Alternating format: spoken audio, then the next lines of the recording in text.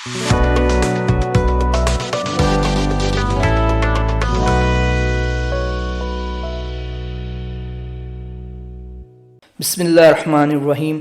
मैं आपको अपने इस चैनल CS लर्निंग हाउस में वेलकम करता हूं। ये हमारी PHP ट्यूटोरियल सीरीज़ में 5th वीडियो है और इस वीडियो में हम एक्सप्लेन करेंगे कि PHP वेरिएबल क्या होता है और ये कैसे वर्क करता है।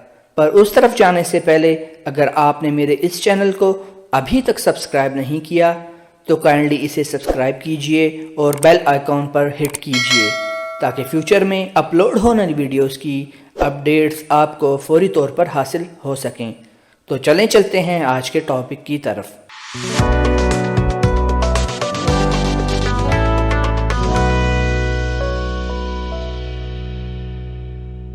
PHP में वेरिएबल्स कंटेनर होते हैं जो कि डाटा को स्टोर करते हैं और ये डाटा नंबर्स भी हो सकता है और टेक्स्ट भी हो सकता है। PHP को ये बताने की ज़रूरत नहीं होती कि जो हम डाटा स्टोर कर रहे हैं वेरिएबल में उसकी टाइप क्या है, क्योंकि PHP इसे खुद ही फिगर आउट करता है। PHP को डिक्लेयर करने के लिए सबसे पहले हम डॉलर का साइन यूज़ करेंगे और यहाँ वेरिएबल का नेम देंगे। वेरिएबल का नाम लेटर भी हो सकता है, नंबर भी हो सकता है और अंडरस्कोर भी हो सकता है, लेकिन शर्त ये है कि वो स्टार्ट अल्फ़ाबेट से हो या अंडरस्कोर से हो। नंबर से वेरिएबल स्टार्ट नहीं हो सकता। तो मैं एक वेरिएबल डिक्लेयर कर लेता हूँ A, एक और वेरिएबल मैं डिक्लेयर करता हूँ B और एक और वेरिएबल डिक्लेयर करता हूँ C। अगर मैं यहाँ एक और वेरिएबल डिक्लेयर करता हूँ कैपिटल A तो ये वाला वेरिएबल कैपिटल A और ये स्मॉल a दोनों अलग अलग ट्रीट होंगे। ये दो अलग अलग वेरिएबल हैं क्योंकि वेरिएबल्स केस सेंसिटिव होते हैं। अभी मैं इन्हें वैल्यू असाइन करता हूँ। मैं वेरिएबल a को एक टेक्स्ट असाइन कर देता हूँ, हेलो वर्ल्ड,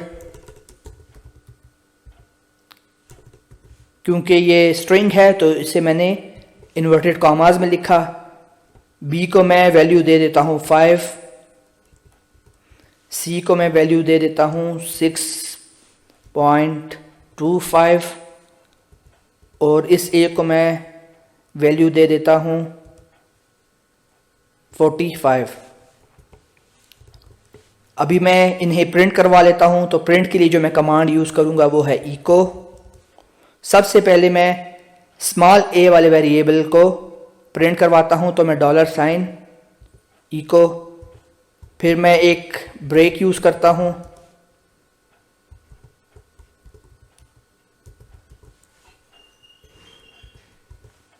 अभी मैं B को प्रिंट करवाता हूँ echo B,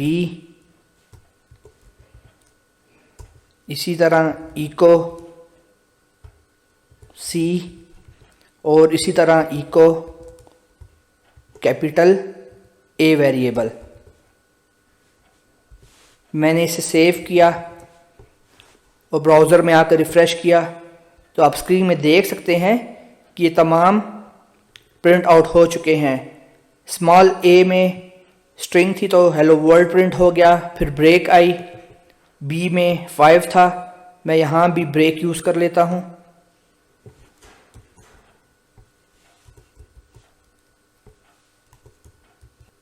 तो आप देख सकते हैं कि A में स्ट्रिंग वैल्यू प्रिंट हो गई हेलो वर्ल्ड, B में इंटीजर वैल्यू है 5, C में फ्लोट वैल्यू है और कैपिटल A में इंटीजर 45 है। इसके अलावा हमारे पास वेरिएबल्स दो टाइप्स के हो सकते हैं, एक है लोकल वेरिएबल और एक होता है ग्लोबल वेरिएबल। लोकल वेरिएबल वो वेरिएबल होता है जो फंक्शन के अंदर डिफाइन हुआ हो और वो फंक्शन के अंदर ही एक्सेस किया जा सकता है, जबकि global variable outside the function declare होता है और उसे फंक्शन के बाहर ही एक्सेस किया जा सकता है। अगर हम चाहते हैं कि वो ग्लोबल का वेरिएबल फंक्शन के अंदर भी एक्सेस हो तो हमें ग्लोबल का कीवर्ड यूज़ करना होता है।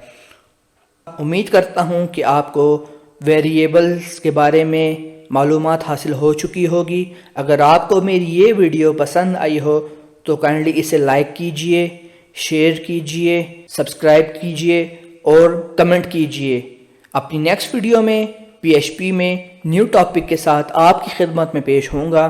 तब तक अल्लाह हाफिज़।